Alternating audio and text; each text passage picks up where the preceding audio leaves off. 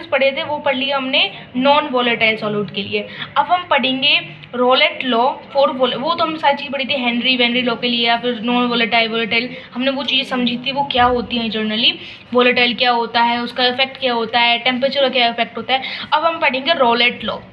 ये क्या कहता है, रोलेट लॉ क्या कहता है, जब आपके मान के चलो आपने किसी भी सॉल्यूशन आपने क्रिएट किया तो उसके अंदर सॉल्वेंट्स भी होंगे, सॉल्यूट भी होंगे, तो जो प्रेशर आपका टोटल प्रेशर आता है वो सॉल्यूट के हिसाब से, भाई वॉलेटाइल है दोनों की, दोनों ही प्रेशर क्रिएट करेंगे। इसका मतलब अगर मैं टोटल प्रेशर निकालूंगी तो आपका वो दोनों की वजह से ही आएगा, तो मैं PA/PB।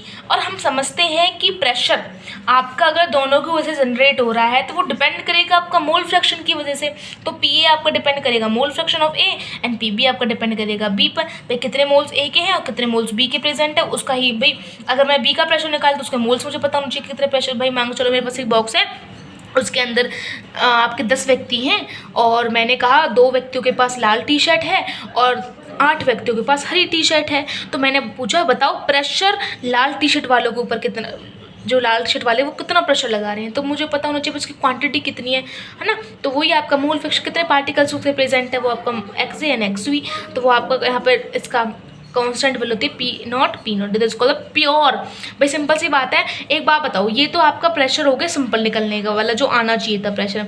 अब वो प्रेशर जो निकल के आना चाहिए था अगर वो प्योर होता है ना, अगर वो प्योर होता तो उसका, भाई मेरे पास एक बात बताओ, अगर मैं रेड ले लूँ, दो रेड ले लूँ है ना, मेरे पास एक बॉक्स है उसके अंदर 2 व्यक्ति हैं रेड टी शर्ट वाले, ठीक है। अगर उनका मैं प्योर निकालूँ तो प्योर तो निकाल दूंगी, सिंपल सी बात है, प्योर तो ईजी होगा अगर उनको मैं अलग रखूँ। लेकिन अगर उनको मैं 10 के साथ मिक्स कर दूँ है ना, तो सिंपल सी बात, भाई एक कमरे के अंदर पहले तो वो अकेले बैठे हैं 2 और 2 एक ही कमरे उसी कमरे के अंदर बाद मैं 10 को इकट्ठा कर दूँ तो भीड़ वजह से अपने आप ही दिक्कत, उनको परेशान हो जाती है, वो परेशान, उनको मतलब जगह नहीं मिल पाती है ना। और वहीं पर अगर वो 2 खुद व्यक्ति 2 ही हों उस बॉक्स के अंदर तो खुल के जिएंगे, हंसी मजाक कूदम कूदा, मतलब इतना हल्ला मचाएंगे, इतना उदम करेंगे बहुत ज़्यादा। लेकिन वहीं मैं 10 व्यक्तियों के बीच में खड़ा कर दूंगी तो वो ही उनका जो खेल खेलने वाली वो है उधम करेंगे वो बहुत कम करना स्टार्ट करेंगे, बिकॉज वहाँ गिचपिच इतनी हो जाएगी। ऐसा ही यहाँ पर है, ठीक है। भाई प्योर में से अगर उसके बस प्योर अगर जब वो अकेले हैं 2 तो उनका कितना था उसके हिसाब से अगर 10 में ऐड कर दें तो कितना आएगा, वो आपका प्रेशर होगा, वो यहाँ पे कांस्टेंट आती है, ठीक है। वो आपका P0 है। P0 में से भाई पहले P0 में मांगो तो वो 4 प्रेशर क्रिएट करे थे, वो 4 जो 2 व्यक्ति थे वो चारों को काम कर रहे थे, ठीक है। अब वो ही 2 मैंने इधर ला दिए 10 के बीच में, तो क्या करेंगे टोटल में से जो 4 का काम तो उससे कुछ ना कुछ कम ही करते हैं है ना 10 के बीच में, तो वही चीज़ निकाल रहे हैं यहाँ पर। और समझ में आया तो कोई दिक्कत नहीं, बस ये ध्यान रखो ये रेट कांस्टेंट आपका वो कांस्टेंट वैल्यू निकल के आइए, ठीक है। और PA/PX भी यहाँ से वो ही कराया मैंने, ठीक है। Simple x mole fraction solution BNV। अब पढ़ते हैं सॉल्वेंट। ध्यान रखना सॉल्वेंट हमेशा हम वॉलेटाइल ही लेते हैं, मैं समझना कि अगर सॉल्वेंट आपका चेंज होता है क्या होता है, सॉल्वेंट हमेशा नॉन वॉलेटाइल नहीं लेते हैं, वॉलेटाइल ही लेते हैं, ठीक है। अगर वही बात करूँ, भाई हमने पार्टिकल्स आपके लिए थे सॉल्यूशन का, लिक्विड में बात कर रहे थे हम, सिंपल सी बात है तो सॉल्यूशन अगर लिक्विड हो, लेकिन मान कर चलो अगर वहाँ पर हम वेपर फेस में बात करें कि आपने एक बीकर है उसके अंदर कुछ पार्टिकल्स तो आपके लिक्विड फेस में थे पर कुछ पार्टिकल्स ऐड नहीं हो पाए, मिक्स नहीं हो पाए है ना सॉल्वेंट को, या ऐसे कह लो कि आपके यहाँ पे क्या था पार्टिकल जैसे ही आपने यहाँ लिक्विड आपने क्या दिया था सॉल्वेंट और सॉल्यूट ऐड किया था, कुछ पार्टिकल्स आपके गैसियस वेपर फेस में भी होंगे, कुछ ना कुछ आपके गैसियस पार्टिकल्स बन रहे होंगे, उसके अंदर भी ए के पार्टिकल्स होंगे बी के पार्टिकल जो कि वेपर फेस में होंगे, तो उनका भी तो कुछ ना कुछ प्रेशर लग रहा है, लिक्विड वालों को तो लग ही रहा है पर प्रेशर उनका भी तो लग रहा है, तो इनका प्रेशर भी हम ऐड कर लेंगे अलग से PAB। इनका हम जो आपका मोल फ्रैक्शन है उसे हम डिनोट करते हैं गामा A गामा B, ठीक है। तो आपका सिंपल सी बात है PA इक्वल टू टोटल में से वो कितना निकाल रहे हैं, ये भी PB टोटल में से कितना निकाल रहे हैं, PT equal to PA plus में PB, ठीक है। PA वही टोटल इनका होगा, सिंपल सी बात है।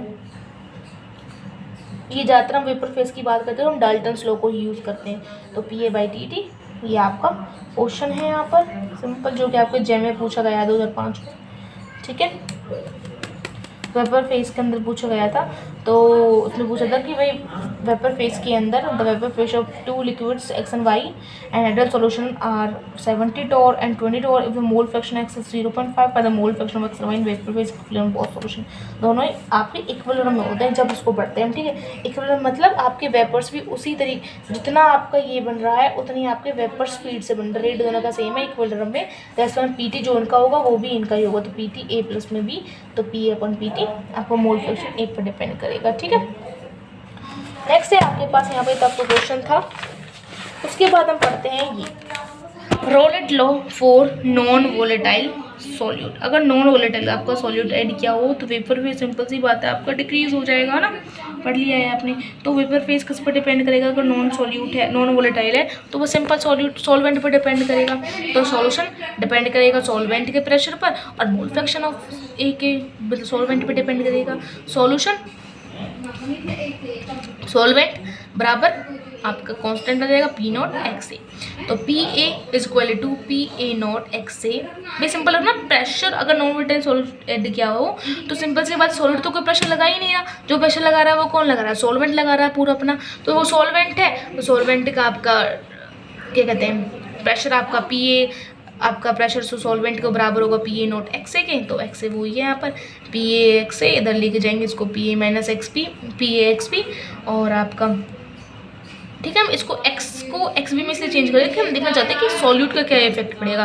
दैट्स वाई हम हर चीज़ को इसमें एक्स बी के अंदर चेंज कर रहे हैं, बी के अंदर चेंज कर रहे हैं, क्योंकि उसका हमें इफेक्ट जान रहा है। ठीक है, तो ये हो गया आपका फॉर्म चेंज करने के बाद P A not P A upon P A, जो हमने पढ़ा था पीछे, मैंने बताया था ना ऐसे करेंगे। तो इसको था रिलेटिव लोअरिंग वेपर प्रेशर।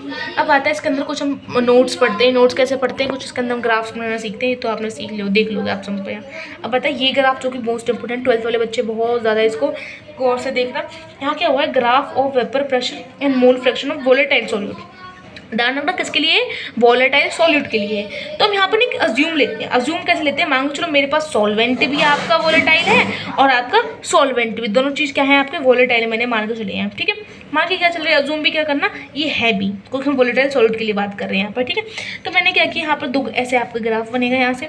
ठीक है, तो आपका एक्स ए 1 है और एक्स बी 0। जब आपके स्टार्टिंग में सॉल्वेंट के पार्टिकल्स मान चलो आपका ए है, 1 है, पूरे पार्टिकल सॉल्वेंट के हैं और पार्टिकल्स सॉल्यूट के कुछ भी नहीं है। तो भाई मतलब कुछ भी नहीं है तो इसका मतलब क्या होगा? बस ए के पार्टिकल, तो प्योर सॉल्यूशन आपका बस ए का है, तो इसे हम क्या कहेंगे? प्योर सॉल्वेंट कहेंगे। इसका प्रेशर कुछ ना कुछ क्या होगा? पी ए नॉट कह देंगे, क्योंकि भाई प्योर प्रेशर है ए का, बी इसके अंदर कुछ भी ऐड नहीं है।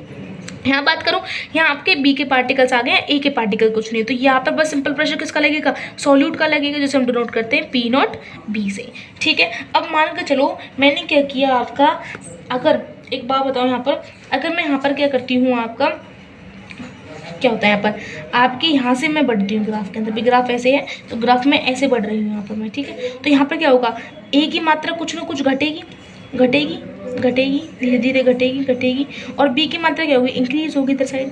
ठीक है, ऐसे मैं ग्राफ को बढ़ाऊंगी। तो अगर मैं ए की मात्रा घट रही है तो उसका प्रेशर भी तो घटेगा, घट रहा है ना प्रेशर, ऐसे करके, और यहाँ पर 0 हो जाएगा, बिकॉज यहाँ पे ए की कुछ भी क्वांटिटी नहीं है। सिंपल केस इसके लिए यहाँ पर देखूंगी मैं, यहाँ बी क्या होगा? घटेगा, यहाँ आके 0 हो जाएगा। तो इसका मतलब क्या हुआ? अगर बी की वैल्यू घटेगी, बी के मोल्स घटेंगे, इसका मतलब उसका प्रेशर भी घटता चले जाएगा, यहाँ पे खेबे कि 0 हो जाएगा।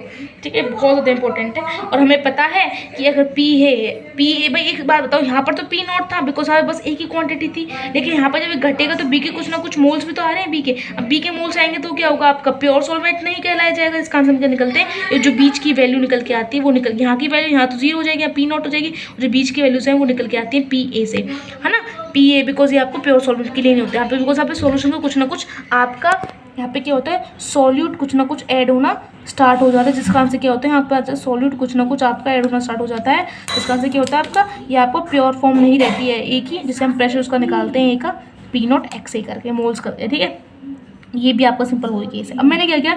इन दोनों को अटैच कर दिया। अटैच करने के बाद मुझे सिंपल पता है भाई, यह क्या है आपका? पी टी निकल के आएगा, ये पी ए का, ये पी बी का। फिर प्रेशर किसका निकल के आएगा? ये तो पी ए का प्रेशर निकल के आएगा। ठीक है, और ये आपका पी बी का प्रेशर निकल के आएगा। यहाँ से दोनों को मैं ऐड कर ली, दोनों की दोनों वैल्यूज को बताएगा। यहाँ से देख सकते हो, अगर आपका मोल फ्रैक्शन यहाँ पे कम होगा ए का तो प्रेशर भी कम होगा ए का। इस तरीके से समझ के देख लो। ठीक है।